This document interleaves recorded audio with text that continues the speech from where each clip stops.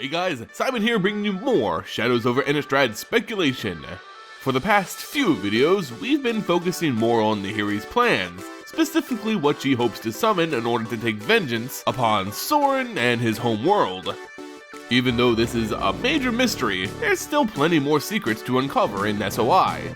And today, we'll be looking at these strange tendrils which seem to be popping up everywhere. It's time to, again, read between the lines. In a previous video discussing the looming threat facing Innistrad, many have theorized that Nahiri is calling forth Emrakul, the last remaining Eldrazi Titan. As a result, when images of purple and magenta-hued tentacles began showing up in card art, we just associated with Emrakul's coming arrival. But what if there was a separate culprit causing these dreadful tendrils to creep through Innistrad? Perhaps one completely unrelated to Nahiri's plans altogether. Well, first, let's discuss how these things may not be related to Emrakul. Emrakul is the Titan of Corruption, noted for twisting organic material, that being plant life, animals, and sentient beings. Yet, what's explicitly mentioned is that Emrakul does not affect unliving matter, such as stone and earth. In the artwork of Thraben and Spectre, we can see that these tendrils have secured themselves to structures and other building materials. In the background, it's spread to some wooden supports, despite the wood being dead and at this point, non-living material. Okay, so maybe there's some leeway there. But directly in front of the Inspector, it appears as if the lattice is corrupting stone as well, which, no matter how you spin it, is definitely not living matter. In the card Daring Sleuth, we again see these same tendrils, this time covering the stone of an underground aqueduct. More inorganic material. But on this card's flip side, we see the corruption spread to the man's lantern and eventually to the man himself. So it looks as if we're dealing with a force that has the power to warp both organic and inorganic substances, twisting stone as well as men. Other than this, it really appears to be the work of the Titan of Corruption. I mean, besides warping stone, it sure does everything we'd expect from Emrakul. Yet still, there may be an explanation that fits even better. An object that's both tied to Innistrad and holds the power to corrupt. I'm referring to the Chain Veil, currently in the possession of one Liliana Vess. Although it hasn't come up in the story as of yet, it sure was mentioned in the prologue to Battle for Zendikar. Liliana Vess sought out Jace Belleron's help in controlling and finding a solution for the ever-growing corruption of the Chain Veil. Help she would have gotten if he hadn't already pledged to aid Gideon on Zendikar. Feeling abandoned, she went on doing her own thing, seeking out her demon lords to free her soul. Yet still, the Chain Veil is her true master, as hinted by the mysterious Raven Man. The corruption of this powerful artifact will one day overtake her, as it had another powerful planeswalker, Garruk Wildspeaker. So we have Liliana chilling on Innistrad, looking for demon lords to slay, while in the possession of an all-powerful dark artifact meant to corrupt everything in its grasp. Sounds plausible, but where's its connection to these slimy tendrils? Well, we have to go back in history a bit to the Magic 2015 core set. Take a look at the art for In Garruk's Wake. Right off the bat, you should notice the connection. This material is almost identical to the lattice that's been popping up all over Innistrad. Still convinced it's Emrakul? So, does this mean Garruk's responsible? I doubt it. Remember, Garruk has gone basically insane due to the curse of the Chain Veil, a gift bestowed upon him when he fought Liliana a while back. He's really bad now, and Jace tried to bring him to Innistrad once before. He hired two other planeswalkers to transport Garruk to Innistrad in the hopes that Avacyn's magic could cure him. You know, before she became all mad herself. His attempts failed, and the two other planeswalkers were killed, with Garruk swearing that if he ever saw Jace again, he'd kill him right there and then. He's pretty content with his new corrupted form, so I don't think he'd come to Innistrad willingly. It's the only world which harbored some sense of a cure.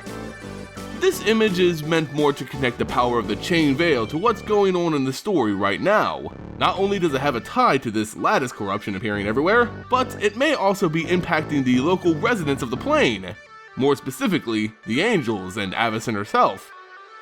As I said before, the Chain Veil is all about turning characters mad. Just look at Garruk. The only reason Liliana is able to hold on is because she traded her soul away to demons in exchange for great power. But she's also starting to feel the Veil's influence creeping further into her being. That's why she's becoming desperate to find a solution. In the latest article of official SOI lore, titled The Drown Yard, Jace finds the summoning circle of cryptoliths supposedly built by Nahiri.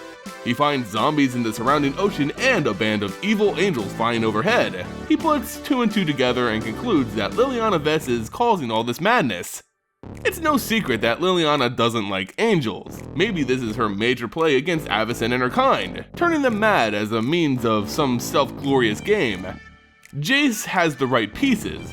Liliana does in fact loathe angels, but she doesn't out and out hate them to the extent that she'd orchestrate this grand scheme. As she stated in the prologue to BFZ and in the story of SOI, Liliana is on the hunt for her demon lords in order to regain her soul. I don't see how corrupting the angels really helps in that regard. There's also an issue with these cryptoliths. If Liliana is behind this, then how did she manage to build so many so quickly? For all we know, she doesn't have this kind of magical power, nor do zombies work that efficiently or quickly. It just doesn't feel like Liliana is responsible here. This is reflected in the card, Liliana's Indignation. The flavor text reads, "Days ago, you came to my door asking for help, Jace, yet now, here you are with accusations." Liliana's done a lot of bad things, but lying to Jace doesn't seem to be one of them. The two characters have a deep history together, once being lovers and Liliana eventually betraying and then again befriending Jace. Since then, she's always been pretty honest with him. I don't think her character would start lying now, although it would play into her past motives. Wizards aren't gonna turn her into some evil menace. I think in this future encounter in the story, Jace will find Liliana innocent and set off to find another culprit. We, as readers, are already aware that Nahiri is most likely the architect of the cryptoliths, using them to bend the flow of mana on Innistrad for a singular purpose. Many think it's to summon some bigger monster, maybe Emrakul, or maybe it's just being used to corrupt Avacyn. Regardless, I don't think Liliana's involved in any way with the cryptoliths. But, that being said, I don't think Nahiri's corrupting Avacyn either. In this, Liliana may be more connected than even she may be aware. I believe the Chain Veil is a major player here, perhaps corrupting Avacyn as it did Garruk. Remember how Liliana first started hearing the whispers in her head? The voices that eventually convinced her that the humans weren't worth protecting but instead required judgment? They at first crippled her, then became clear. This is a pretty similar account to what we got with Garruk when he was blasted by the Veil, and how Liliana describes the artifact's power. The Chain Veil is made up of the souls of an entire ancient race that was extinguished in a single night. The wearer hears the voices of these lost spirits as they attempt to influence their actions, for evil of course. It's possible that as the evil extends through Liliana, it's pouring out to the surrounding environment. Liliana may be able to control it from within herself, but maybe she doesn't realize it's influencing the world around her. The corruption of the Chain Veil may very well be spreading in the form of these tendrils, while also claiming the minds of many humans and even Avacyn, all without Liliana's knowledge. Just think about it. Why would Nahiri target Avacyn with the cryptoliths? For all we know, Nahiri isn't even aware that Soren created her to uphold balance. Targeting the angels wouldn't help get her revenge. She's still most likely summoning something. That leaves this mysterious lattice and the corruption of Avacyn, which I believe somehow involves the Chain Veil. Whew, that was a long one. Anyway guys, there you go. A tie between the corrupting Chain Veil and what's going on in SOI.